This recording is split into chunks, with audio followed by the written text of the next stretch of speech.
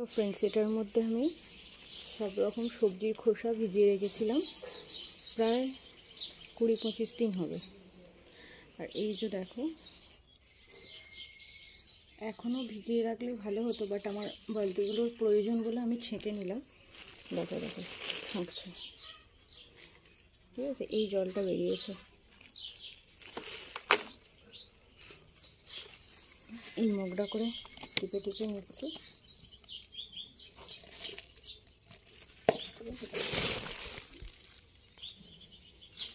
দিয়ে এটা এর মধ্যে রাখছি, এটাকে আবার রোদে শুকিয়ে নিয়ে সার বানিয়ে নেব।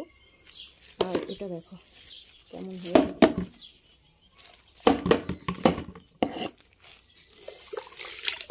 পুরো জলটা দেখো, এটা পুরো সবজি পচা জল।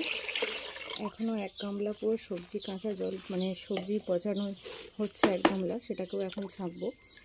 বাট এটাকে এখন ছেঁকে নিলাম।